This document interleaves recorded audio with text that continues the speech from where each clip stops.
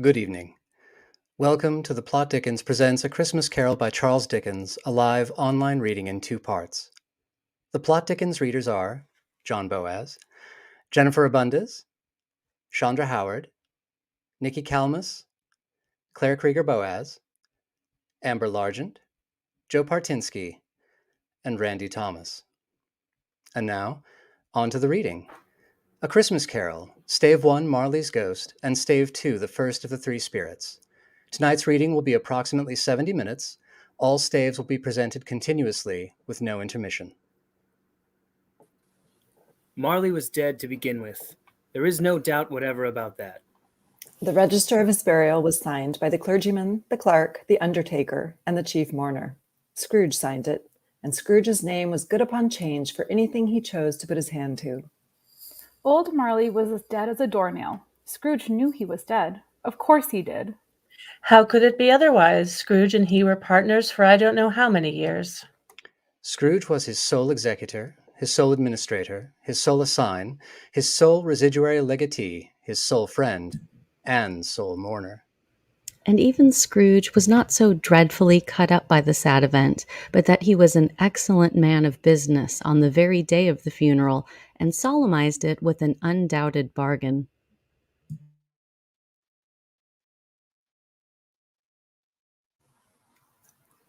The mention of Marley's funeral brings me back to the point where we started from. This is no doubt that Marley was dead. This must be distinctly understood, or nothing wonderful can come of the story we are going to relate. Scrooge never painted out old Marley's name. There it stood, years afterwards, above the warehouse door. Scrooge and Marley. The firm was known as Scrooge and Marley. Sometimes people new to the business called Scrooge, and sometimes Marley, but he answered to both names. It was all the same to him. And oh, but he was a tight-fisted hand at the grindstone, Scrooge, a squeezing, wrenching, grasping, scraping, clutching, covetous old sinner, hard and sharp as flint, from which no steel had ever struck out generous fire, and secret and self-contained and solitary as an oyster. The cold within him froze his old features, nipped his pointed nose, shriveled his cheek, stiffened his gait, made his eyes red, his thin lips blue, and spoke out shrewdly in his grating voice. A frosty rime was on his head and on his eyebrows and his wiry chin. He carried his own low temperature always about with him. He iced his office in the dog days and didn't thaw 1 degree at Christmas. External heat and cold had little influence on Scrooge. No warmth could warm, no cold could chill him. No wind that blew was bitterer than he, no failing snow more intent upon its purpose, no pelting rain less open to entreaty. Nobody ever stopped him in the street to say with gladsome looks, "My dear Scrooge, how are you? When will you come to see me?" No beggars implored him to bestow a trifle, no children asked him what it was o'clock, no man or woman ever once in all his life inquired the way to such and such a place of Scrooge. Even the blind men's dogs appeared to know him, and when they saw him coming on would tug their owners into doorways and up courts, and then would wag their tails as though they said, "No eye at all is better than an evil eye, dark master." But what did Scrooge care? It was the very thing he liked, to edge his way along the crowded paths of life, warning all human sympathy to keep its distance. Once upon a time, of all the good days in the year, on Christmas Eve, old Scrooge sat busy in his counting house. It was cold, bleak, biting weather, foggy withal, and he could hear the people in the court outside go wheezing up and down, beating their hands upon their breasts and stamping their feet upon the pavement stones to warm them. The city clocks had only just gone 3, but it was quite dark already. It had not been light all day, and candles were flaring in the windows of the neighboring offices like ruddy smears upon the palpable brown air. The fog came pouring in at every chink and keyhole, and was so dense without that although the court was of the narrowest, the houses opposite were mere phantoms. To see the dingy cloud come drooping down, obscuring everything, one might have thought that nature lived hard by and was brewing on a large scale. The door of Scrooge's counting house was open. He might eye a park, who in a dismal little cell beyond, a sort of tank, was copying letters. Scrooge had a very small fire, but the clerk's fire was so small that it looked like one coal. But he could. Scrooge kept the coal box in his own room, and so surely as the clerk came in with the shovel, the master. Wherefore the clerk put on his white comforter and tried to warm. Not being a man of strong imagination, he failed. A Merry Christmas, Uncle. God save you. It was the cheerful voice of Scrooge's nephew, who came upon him so quickly that this was the first intimation he had of his approach. Bah, humbug! He had so heated himself with rapid walking in the fog and the frost, this nephew of Scrooge's, that he was all in a glow. His face was ruddy and handsome, his eyes sparkled, and his breath smoked again. Christmas a humbug, Uncle? You don't mean that, I'm sure. I do. Merry Christmas. What right have you to be merry? What reason have you to be merry? You're poor enough. Come, then. What right have you to be dismal? What reason have you to be morose? You're rich enough. Pah, humbug. Don't be cross, Uncle. What else can I be when I live in such a world of fools as this? Merry Christmas. Out upon Merry Christmas. What's Christmas time to you but a time for paying bills without money, a time for finding yourself a year older but not an hour richer, a time for balancing your books and having every item in 'em through a round dozen of months presented dead against you? If I could work my will, every idiot who goes about with Merry Christmas on his lips should be boiled with his own pudding and buried with a stake of holly through his heart, he should. Uncle! Nephew, keep Christmas in your own way and let me keep it in mine. Keep it? But you don't keep it. Let me leave it alone, then. Much good may it do you. Much good it has ever done you. There are many things from which I might have derived good, by which I've not profited, I dare say, Christmas among the rest. But I am sure I've always thought of Christmas time as a good time, a kind, forgiving, charitable, pleasant time, and the only time I know of in the long calendar of the year when men and women seem by one consent to open their shut-up hearts freely and to think of people below them as if they really were fellow passengers to the grave, and not another race of creatures bound on other journeys. And therefore, Uncle, though it has never put a scrap of gold or silver in my pocket, I believe that it has done me good and will do me good. And I say, God bless it. God bless Christmas! Hurrah!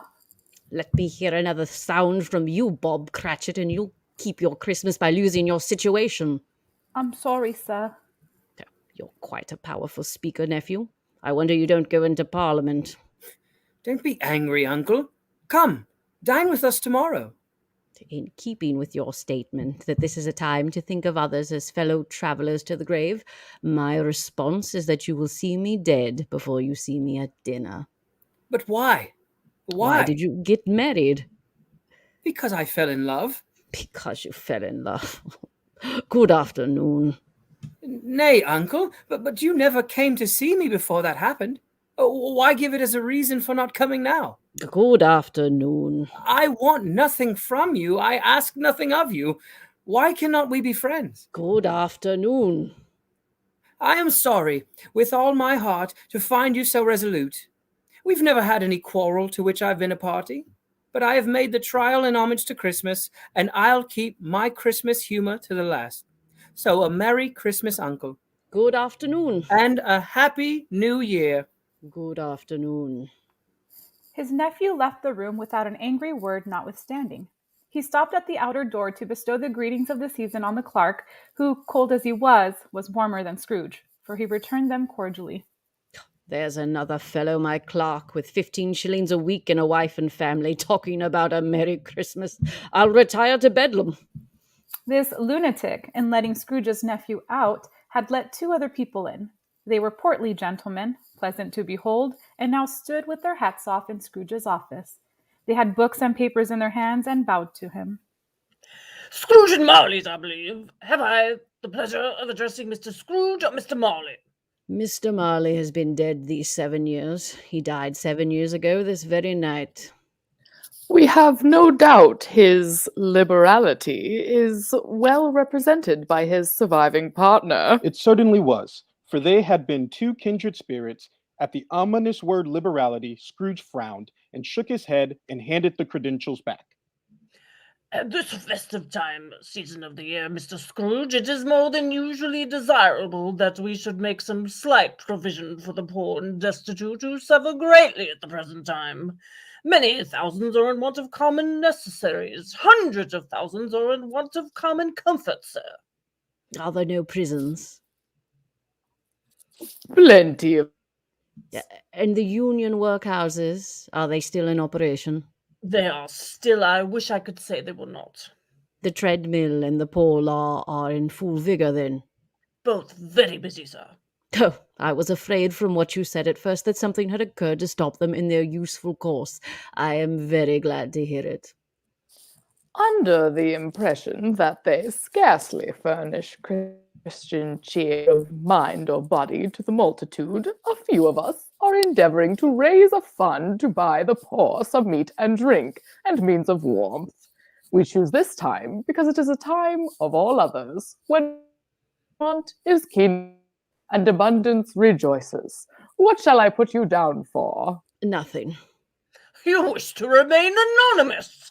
I wish to be left alone. Since you ask me what I wish, gentlemen, that is my answer. I don't make merry myself at Christmas, and I can't afford to make idle people merry. I help to support the prisons and workhouses I've mentioned through taxation. They cost enough, and those who are badly off must go there. Many can't go there, and many would rather die. If they would rather die, they had better do it and decrease the surplus population. Besides, excuse me, I don't know that. But you might know it. It's not my business. It's enough for a man to understand his own business and not to interfere with other people's. Mine occupies me constantly. Good afternoon, gentlemen. Seeing clearly that it would be useless to pursue their point, the gentleman withdrew. Scrooge resumed his labors with an improved opinion of himself, and in a more facetious temper than was usual with him. Meanwhile, the fog and darkness thickened so that people ran about with flaring links, proffering their services to go before horses and carriages and conduct them on their way. The ancient tower of a church, whose gruff old bell was always peeping slyly down at Scrooge out of a Gothic window in the wall, became invisible, and struck the hours and quarters in the clouds with tremulous vibrations afterwards, as if its teeth were chattering in its frozen head up there. The cold became intense. In the main street at the corner of the court, some laborers were repairing the gas pipes and had lighted a great fire in a brazier, round which a party of ragged men and boys were gathered, warming their hands and winking their eyes before the blaze in rapture. The water plug being left in solitude, its overflowing sullenly congealed and turned to misanthropic ice. The brightness of the shops, where holly sprigs and berries crackled in the lamp heat of the windows, made pale, ruddy faces as they passed. Foggier yet and colder, piercing, searching, biting cold. The owner of one scant young nose, gnawed and mumbled by the hungry cold as bones are gnawed by dogs, stooped down at Scrooge's keyhole to regale him with a Christmas carol. But at the first sound of "God rest ye merry gentlemen, let nothing you dismay," Scrooge seized the ruler with such energy of action that the singer fled in terror, leaving the keyhole to the fog and even more congenial frost. At length, the hour of shutting up the counting-house arrived. With an ill will, Scrooge dismounted from his stool and tacitly admitted the fact to the expectant clerk in the tank, who instantly snuffed his candle out and put on his hat. You'll want all day tomorrow, I suppose. If quite convenient, sir. It's not convenient, and it's not fair. If I was to stop 1/2 crown for it, you'd think yourself ill-used, I'll be bound. And yet you don't think me ill-used when I pay a day's wages for no work? It's only once a year, sir. A poor excuse for picking a man's pocket every 25th of December. But I suppose you must have the whole day. Be here all the earlier next morning. The clerk promised that he would, and Scrooge walked out with a growl.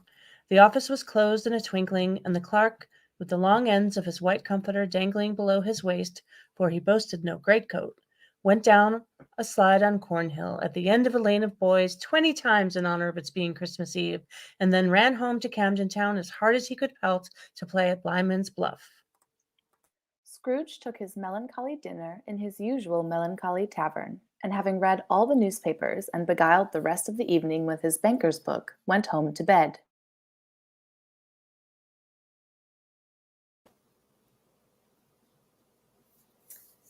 He lived in chambers which had once belonged to his deceased partner. They were a gloomy suite of rooms in a lowering pile of building up a yard where it had so little business to be that one could scarcely help fancying it must have run there when it was a young house, playing at hide and seek with other houses, and forgotten the way out again. It was old enough now and dreary enough, for nobody lived in it but Scrooge, the other rooms being all let out as offices. The yard was so dark that even Scrooge, who knew its every stone, was fain to grope with his hands through the fog and frost. Now it is a fact that there was nothing at all particular about the knocker on the door except that it was very large. It is also a fact that Scrooge had seen it night and morning during his whole residence in that place. Also that Scrooge had as little of what is called fancy about him as any man in the city of London. Let it also be borne in mind that Scrooge had not bestowed one thought on Marley since his last mention of his 7 years dead partner that afternoon. And then let any man explain to me, if he can, how it happened that Scrooge, having his key in the lock of the door, saw in the knocker, without its undergoing any intermediate process of change, not a knocker, but Marley's face. Marley's face.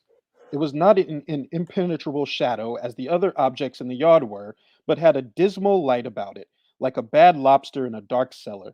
It was not angry or ferocious, but looked at Scrooge as Marley used to look, with ghostly spectacles turned up on its ghostly forehead. The hair was curiously stirred, as if by breath or hot air. And though the eyes were wide open, they were perfectly motionless. That, in its livid color, made it horrible. But its horror seemed to be in spite of the face and beyond its control, rather than a part of its own expression. As Scrooge looked fixedly at this phenomenon, it was a knocker again. To say that he was not startled or that his blood was not conscious of a terrible sensation to which had been a stranger from infancy would be untrue. But he put his hand upon the key he had relinquished, turned it sturdily, walked in, and lighted his candle. He did pause with a moment's irresolution before he shut the door, and he did look cautiously behind it first, as if he half expected to be terrified with the sight of Marley's pigtails sticking out into the hall. But there was nothing at the back of the door except the screws and nuts that held the knocker on, so he said, Pooh-pooh, and closed it with a bang. The sound resounded through the house like thunder. Every room above and every cask in the wine merchant's cellars below appeared to have a separate peal of echoes of its own. Scrooge was not a man to be frightened by echoes. He fastened the door and walked across the hall and up the stairs, slowly, too, trimming his candle as he went. Darkness is cheap, and Scrooge liked it. But before he shut his heavy door, he walked through his rooms to see that all was right. He had just enough recollection of the face to desire to do that. Sitting room, bedroom, lumber room, all as they should be. Nobody under the table, nobody under the sofa. A small fire in the grate. Spoon and basin ready, and a little saucepan of gruel, Scrooge had a cold in his head, upon the hob. Nobody under the bed, nobody in the closet. Nobody in his dressing gown, which was hanging up in a suspicious attitude against the wall. Lumber room as usual. Old fire guard. Old shoes. 2 fish baskets. Washing stand on 3 legs. And a poker. Quite satisfied, he closed the door and locked himself in, double locked himself in, which was not his custom. Thus secured against surprise, he took off his cravat, put on his dressing gown and slippers, and his nightcap, and sat down before the fire to take his gruel. It was a very low fire indeed, nothing on such a bitter night. He was obliged to sit close to it and brood over it before he could extract the least sensation of warmth. Full of fuel. The fireplace was an all round with quaint Dutch tiles, designed to illustrate the scriptures. Yet, if each smooth tile had been a blank at first, with power to shape some picture on its surface from the disjointed fragments of his thoughts, there would have been a copy of old Marley's head on Humbug. After several turns, Scrooge sat down again. As he threw his head back in the chair, his glance happened to rest upon a bell, a disused bell, that hung in the room and communicated for some purpose now forgotten with a chamber in the highest story of the building. It was with great astonishment and with a strange, inexplicable dread that as he looked, he saw this bell begin to swing.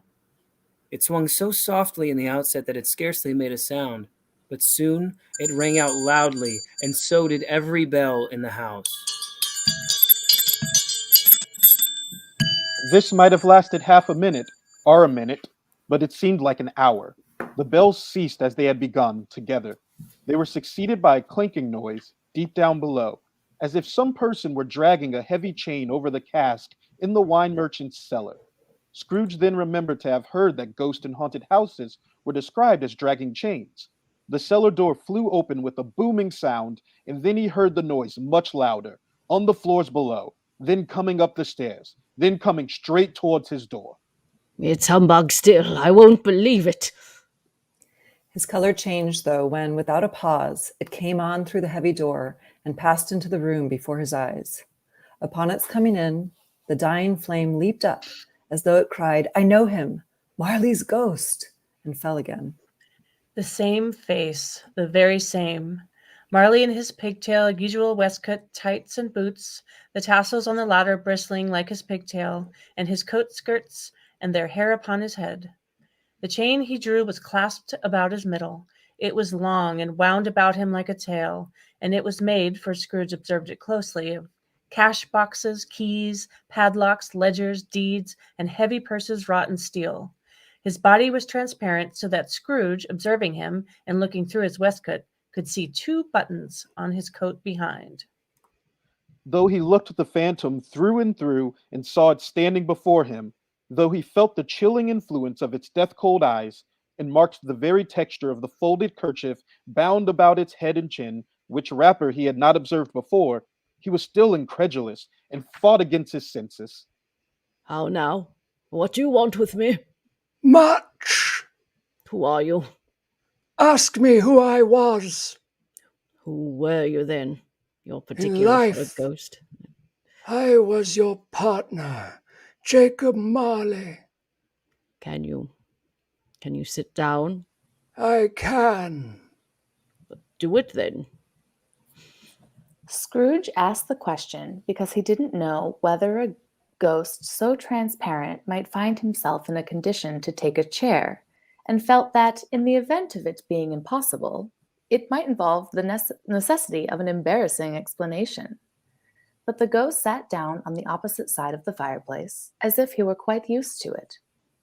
You don't believe in me. I don't. What evidence would you have of my reality beyond that of your senses? I don't know. Why do you doubt your senses? Because a little thing affects them. A slight disorder of the stomach makes them cheats. You may be a bit of undigested food, a bit of beef, a blot of mustard, a crumb of cheese, a fragment of an underdone potato. But there's more of gravy than of grave about you, whatever you are. Scrooge was not in much of a habit of cracking jokes, nor did he feel in his heart by any means waggish then. The truth is that he tried to be smart as a means of distracting his own attention and keeping down his terror, for the spectre's voice disturbed to the very marrow of his bones. To sit, staring at those fixed glazed eyes, in silence for a moment, would play, Scrooge felt, the very deuce with him. There was something very awful, too, in the spectre's being provided with an infernal atmosphere of its own. Scrooge could not feel it himself, but this was clearly the case. For though the ghost sat perfectly motionless, its hair and skirts and tassels were still agitated as by the hot vapor from an oven. You see this toothpick? I do. You're not looking at it. But I see it, notwithstanding. Well, I have but to swallow this and be for the rest of my days persecuted by a legion of goblins, all of my own creation. Humbug, I tell you, humbug. Ah! At this, The spirit raised a frightful cry and shook its chain with such a dismal and appalling noise that Scrooge held on tight to his chair to save himself from falling in a swoon. But how much greater was his horror when the phantom, taking off the bandage round its head, as if it were too warm to wear indoors, its lower jaw dropped down upon its breast. Scrooge fell upon his knees and clasped his hands before his face. Mercy, dreadful apparition, why do you trouble me? Man of the worldly mind, do you believe in me or not? I do, I must. But why do spirits walk the earth, and why do they come to me? It is required of every man that the spirit within him should walk abroad among his fellow men, and travel far and wide. And if that spirit goes not forth in life, it is condemned to do so after death. It is doomed to wander through the world and witness what it cannot share, but might have shared on earth and turned to happiness. You are fettered. Tell me why. I wear the chain I forged in life. I made it link by link and yard by yard. I girded it on of my own free will, and of my own free will I wore it. Is its pattern strange to you? Or would you know the weight and length of the strong coil you bear yourself? It was as full, as heavy, and as long as this 7 Christmas Eves ago. You have laboured on it since. It is a ponderous chain. Scrooge glanced about him on the floor in the expectation of finding himself surrounded by some 50 or 60 fathoms of iron cable, but he could see nothing. Jacob, oh, Jacob Marley, tell me more. Speak comfort to me, Jacob. I have none to give.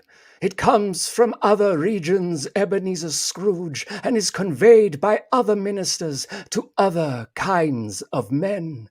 Nor can I tell you what I would. A very little more is all that is permitted to me. I cannot rest. I cannot stay. I cannot linger anywhere. My spirit never walked beyond our counting house. Mark me! In life, my spirit never roved beyond the narrow limits of our money-changing hole, and weary journeys lie before me. You must have been very slow about it, Jacob. Slow? 7 years dead and travelling all the time. The whole time. No rest, no peace, incessant torture of remorse. You travel fast. On the wings of the wind. You might have got over a great amount of ground in 7 years. Oh, captive bound and double-ironed, not to know that any spirit working kindly in its little sphere, whatever it may be, will find its mortal life too short for its vast means of usefulness, not to know that no space of regret can make amends for one life's opportunities misused. But you were always a good man of business, Jacob. Business? Mankind was my business. The common welfare was my business. Charity, mercy, benevolence, forbearance, they were all my business. The dealings of my trade were but a drop of water in the comprehensive ocean of my business. It held up its chain at arm's length, as if that were the cause of all its unavailing grief, and flung it heavily upon the ground again. At this time of the rolling year I suffer most. Why did I walk through crowds of fellow beings with my eyes turned down? Hear me, my time is nearly gone. I will, but don't be hard upon me. Don't be flowery, Jacob. How it is I appear before you in a shape you can see I may not tell. I have sat invisible beside you many and many a day. It was not an agreeable idea. Scrooge shivered and wiped the perspiration from his brow. That is no light part of my penance. I am here tonight to warn you that you have yet a chance and hope of escaping my fate, a chance and hope of my procuring Ebenezer. You were always a good friend to me, thank you. You will be haunted by 3 spirits. Is that the chance and hope you mentioned, Jacob? It is. I think I'd rather not. Without their visits, you cannot hope to shun the path I tread. Expect the first tomorrow, when the bell tolls 1. Couldn't I take 'em all at once and have it over, Jacob? Expect the second on the next night, and the same hour, and the third upon the next night when the last stroke of 12 has ceased to vibrate. Look to see me no more, and look that for your own sake you remember what has passed between us. When it had said these words, the spectre took its wrapper from the table and bound it round its head as before. Scrooge knew this by the smart sound its teeth made when the jaws were brought together by the bandage. He ventured to raise his eyes again and found his supernatural visitor confronting him in an erect attitude, with its chain wound over and about its arm. The apparition walked backward from him, and at every step it took, the window raised itself a little, so that when the spectre reached it, it was wide open. It beckoned Scrooge to approach, which he did. When they were within 2 paces of each other, Marley's ghost held up its hand, warning him to come no nearer. Scrooge stopped, not so much in obedience as in surprise and fear, for on the raising of the hand he became sensible of confused noises in the air, incoherent sounds of lamentation and regret, wailings inexpressibly sorrowful and self-accusatory. The spectre, after listening for a moment, joined in the mournful dirge and floated out upon the bleak, dark night. Scrooge followed to the window, desperate in his curiosity. He looked out. The air was filled with phantoms, wandering hither and thither in restless haste, and moaning as they went. Every one of them wore chains like Marley's ghost. Many had been personally known to Scrooge in their lives. The misery with them all was clearly that they sought to interfere for good in human matters, and had lost the power forever. Whether these creatures faded into mist, or mist enshrouded them, he could not tell. But they and their spirit voices faded together, and the night became as it had been when he walked home. Scrooge closed the window and examined the door by which the ghost had entered. It was double-locked, as he had locked it with his own hands, and the bolts were undisturbed. He tried to say humbug, but stopped at the first syllable. And being from the emotion he had undergone, or the fatigues of the day, or his glimpse of the invisible world, or the dull conversation of the ghost, or the lateness of the hour, much in need of repose, went straight to bed without undressing, and fell asleep upon the instant. When Scrooge awoke, it was so dark that looking out of bed he could scarcely distinguish the transparent window from the opaque walls of his chamber. He was endeavoring to pierce the darkness with his ferret eyes when the chimes of a neighboring church struck the 4 quarters. So he listened for the hour. To his great astonishment, the heavy bell went on from 6 to 7, and from 7 to 8, and regularly up to 12, then stopped. 12. It was past 2 when he went to bed. The clock was wrong. An icicle must have got into the works. 12. Why, it isn't possible that I can have slept through a whole day and far into another night. It isn't possible that anything has happened to the sun, and this is 12 at noon. The idea being an alarming one, he scrambled out of bed and groped his way to the window. He was obliged to rub the frost off with the sleeve of his dressing gown before he could see anything, and could see very little then. All he could make out was that it was still very foggy and extremely cold, and that there was no noise of people running to and fro and making a great stir, as there unquestionably would have been if night had beaten off bright day and taken possession of the world. Scrooge went to bed again and thought and thought and thought it over and over and over, and could make nothing of it. The more he thought, the more perplexed he was, and the more he endeavored not to think, the more he thought. Marley's ghost bothered him exceedingly. Every time he resolved within himself, after mature inquiry, that it was all a dream, his mind flew back again, like a strong spring released to its first position, and presented the same problem to be worked all through. Was it a dream or not? State until the chime had gone 3 quarters more, when he remembered, on a sudden, that the ghost had warned him of a visitation when the bell tolled 1. He resolved to lie awake until the hour was past, and considering that he could no more go to sleep than go to heaven, this was perhaps the wisest resolution in his power. The quarter was so long that he was more than once to doze unconsciously, and missed the clock. At length it broke upon his listening ear. Ding dong! 1/4 past. Ding dong! 1/2 past. Ding dong.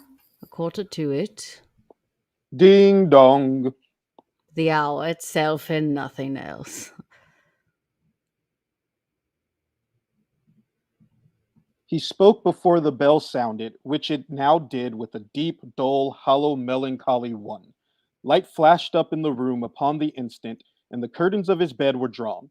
The curtains of his bed were drawn aside, I tell you, by a hand. Not the curtains at his feet, nor the curtains at his back, but those to which his face was addressed. The curtains of his bed were drawn aside, and Scrooge, starting up into a half recumbent attitude, found himself face to face with the unearthly visitor who drew them. As close to it as I am now to you, and I am standing in the spirit at your elbow. It was a strange figure, like a child, yet not so like a child as like an old man viewed through some supernatural medium, which gave him the appearance of having receded from the view and being diminished to a child's proportions. Its hair, which hung about its neck and down its back, was white as if with age, and yet the face had not a wrinkle in it, and the tenderest bloom was on the skin. The arms were very long and muscular, the hands the same, as if its hold were of uncommon strength. Its legs and feet, most delicately formed, were, like those upper members, bare. It wore a tunic of the purest white, and round its waist was bound a lustrous belt, the sheen of which was beautiful. It held a branch of fresh green holly in its hand, and, in singular contradiction of that wintry emblem, had its dress trimmed with summer flowers.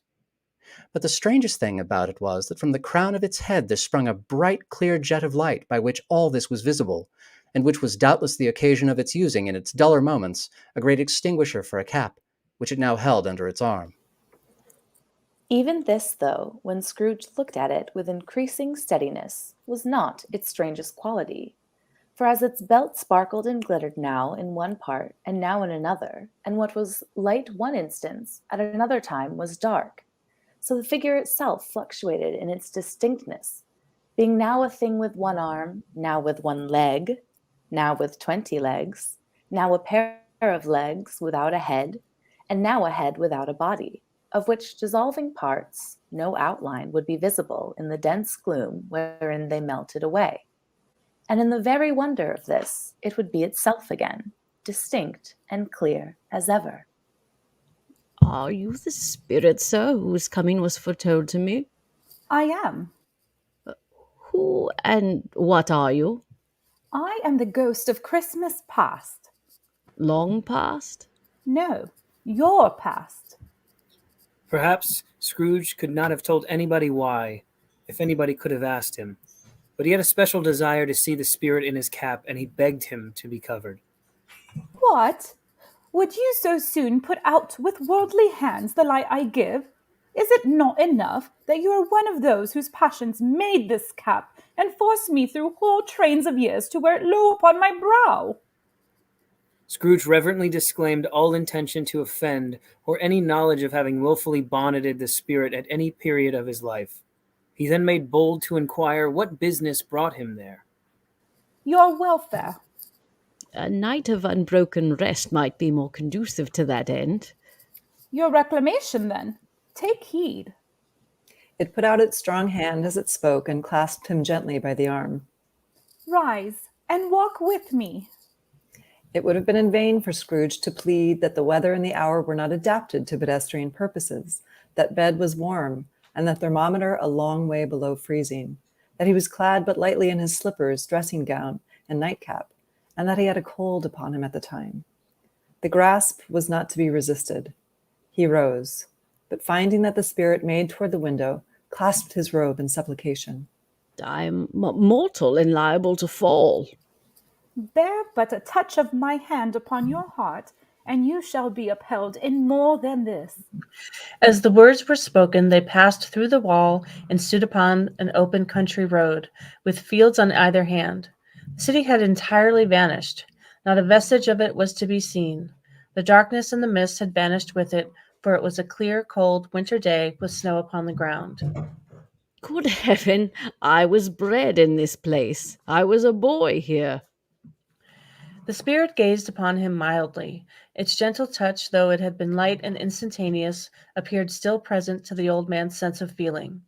He was conscious of 1,000 odors floating in the air, each one connected with 1,000 thoughts and hopes and joys and cares long, long forgotten. Your lip is trembling. And what is that upon your cheek? Scrooge muttered with an unusual catching in his voice that it was nothing, nothing at all, though he clearly wiped away a tear and begged the ghost to lead him where he would. You recollect the way? Remember it, I could walk it blindfold. Strange, to have forgotten it for so many years. Let us go on. They walked along the road, Scrooge recognizing every gate and post and tree, until a little market town appeared in the distance, with its bridge, its church, and winding river. Some shaggy ponies now were seen trotting toward them with boys upon their backs, who called to other boys in country gigs and carts driven by farmers. All these boys were in great spirits and shouted to each other until the broad fields were so full of merry music that the crisp air laughed to hear it. These are but shadows of the things that have been. They have no consciousness of us. The jocund travelers came on, and as they came, Scrooge knew and named them every one. Why was he rejoiced beyond all bounds to see them? Why did his cold eye glisten and his heart leap up as they went past? Why was he filled with a gladness when he heard them give each other Merry Christmas as they parted at crossroads and byways for their several homes? What was Merry Christmas to Scrooge? Out upon Merry Christmas, what good had it ever done to him? The school is not quite deserted. A solitary child, neglected by his friends, is left there still. Scrooge said he knew it, and he sobbed. They left the high road by a well-remembered lane and soon approached a mansion of dull red brick. It was a large house, but one of broken fortunes, for the spacious offices were little used. Their walls were damp and mossy, their windows broken, and their gates decayed. Fowls clucked and strutted in the stables, and the coach houses and sheds were overrun with grass. Nor was it more retentive of its ancient state within. For entering the dreary hall and glancing through the open doors of many rooms, they found them poorly furnished, cold, and vast. There was an earthy savor in the air, a chilly bareness in the place, which associated itself somehow with too much getting up by candlelight and not too much to eat.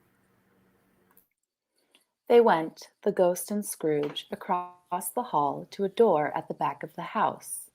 It opened before them and disclosed a long, bare, melancholy room, made barer still, plain deal forms and desks. At one of these, a lonely boy was reading near a feeble fire, and Scrooge sat down upon a form and wept to see his poor forgotten self as he used to be. Not a latent echo in the house, not a squeak and scuffle from the mice behind the paneling, thawed waterspout in the dull yard behind, not a sigh among the leafless boughs of one despondent poplar, not the idle swinging of an empty storehouse door, no, not a clicking in the fire, but fell upon the heart of Scrooge with this influence and gave a freer passage to his tears. Poor boy. I wish. But it's too late now. What is the matter? Nothing. There was a boy singing a Christmas carol at my door last night. I should have liked to have given him something. That's all. The ghost smiled thoughtfully and waved its hand. Let us see another Christmas. Scrooge's former self grew larger at the words, and the room became a little darker and more dirty. The panels shrunk, the windows cracked, fragments of plaster fell out of the ceiling, and the naked laths were shown below. But how all this was brought about, Scrooge knew no more than you do. He only knew that it was quite correct, that everything happened so, that there he was, alone again, when all the other boys had gone home for the jolly holidays. He was not reading now, but walking up and down despairingly. Scrooge looked at the ghost, and with a mournful shaking of his head, glanced anxiously toward the door. It opened, and a little girl, much younger than the boy, came darting in, and putting her arms around his neck, and often kissing him, addressed him as her dear, dear brother. I have come to bring you home, dear brother, to bring you home, home, home. Home, little fan. Yes, home for good and all, home forever and ever. Father is so much kinder than he used to be, that home's like heaven. He spoke so gently to me one dear night when I was going that I had to ask him once more if you might come home. And he said, yes, you should, and sent me in a coach to bring you. And you're to be a man, and are never to come back here. But first, we're to be together all the Christmas long and have the merriest time in the world. You are quite a woman, little fan. She clapped her hands and laughed and tried to touch his head, but being too little, laughed again and stood on tiptoe to embrace him. Then she began to drag him in her childish eagerness toward the door, and he, nothing loath to go, accompanied her. Always a delicate creature, your sister, whom a breath might have withered. Oh, but she had a large heart. So she had. You're right. I will not gainsay it, Spirit, God forbid. She died a woman and had, as I think, children. One child. True. Your nephew. Yes. Although they had but that moment left the school behind them, they were now in the busy thoroughfares of a city, where shadowy passengers passed and repassed, where shadowy carts and coaches battled for the way, and all the strife and tumult of a real city were. It was made plain enough by the dressing of the shops that here too it was Christmas time again. But it was evening, and the streets were lighted up. The ghost stopped at a certain warehouse door and asked Scrooge if he knew it. Know it. I apprenticed here. They went in. At the sight of an old gentleman in a Welsh wig sitting behind such a high desk that if he'd been 2 inches taller, he might have knocked his head against the ceiling, Scrooge cried out in great excitement. Why, it's old Fezziwig, bless his heart. It's Fezziwig alive again. Old Fezziwig laid down his pen and looked up at the clock, which pointed to the hour of 7, which was a full 2 hours before the customary closing time. He rubbed his hands, adjusted his capacious waistcoat, laughed all over himself from his shoes to his organ of benevolence, and called out in a comfortable, oily, rich, fat, jovial voice, Yo-ho there, Ebenezer! Dick! Scrooge's former self, now grown a young man, came briskly in, accompanied by his fellow apprentice. Dick Wilkins, to be sure. Bless me, yes. There he is. He was very much attached to me, was Dick. Poor Dick. Dear, dear. Yo-ho, my boys, no more work tonight. Christmas Eve, Dick. Christmas, Ebenezer. Let's have the shutters up before a man can say Jack Robinson. You wouldn't believe how those two fellows went at it. They charged into the street with the shutters. 1, 2, 3. Had 'em up in their places. 4, 5, 6. Barred 'em, pinned 'em. 7, 8, 9.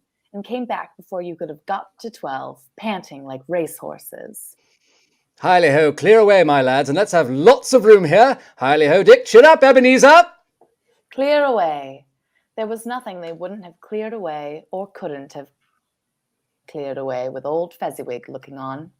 It was done in a minute. Every movable was packed off as if it were dismissed from public life for evermore. The floor was swept and watered, the lamps were trimmed, fuel was heaped upon the fire, and the warehouse was as snug and warm and dry and bright a ballroom as you would desire to see upon a winter's night.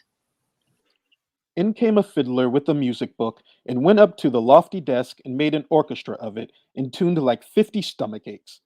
In came Mrs. Fezziwig, one vast substantial smile. In came the 3 Miss Fezziwigs, beaming and lovable. In came the 6 young followers whose hearts they broke. In came all the young men and women employed in the business. In came the housemaid with her cousin, the baker.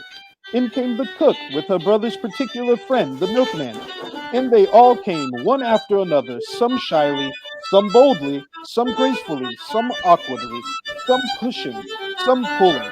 In they all came, anyhow and everyhow. Away they all went, 20 couple at once, hands half round and back again the other way, down the middle and up again, round and round in various stages of affectionate grouping. Old top couple always turning up in the wrong place. New top couple starting off again. As soon as they got there, all top couples at last, and not a bottom one to help them. When this result was brought about, old Fezziwig, clapping his hands to stop the dance, cried out, Well done! and the fiddler plunged his hot face into a glass full of porter, especially provided for that purpose. But scorning rest upon his reappearance, he instantly began again, though there were no dances yet, as if the other fiddler had been carried home, exhausted, on a shutter, and he were a brand new man, resolved to beat him out of sleight or perish. Then old Fezziwig stood out to dance with Mrs. Fezziwig. Top couple, too, with a good stiff piece of work cut out for them. 3 or 4 and 20 pair of partners, people who were not to be trifled with, people who would dance and had no notion of walking. But if they had been twice as many, 4 times, old Fezziwig would have had been a match for them. And so would Mrs. Fezziwig. As to her, she was worthy to be his partner in every sense of the term. A positive light appeared to issue from Fezziwig's calves. They shone in every part of the dance like moons. You couldn't have predicted at any given time what would have become of them next. When the clock struck 11, this domestic ball broke up. Mr. and Mrs. Fezziwig took their stations, one on either side of the door, and shaking hands with every person individually as he or she went out, wished him or her a Merry Christmas. When everybody had retired but the 2 prentices, they did the same to them, and thus the cheerful voices died away, and the lads were left to their beds, which were under a counter in the back shop.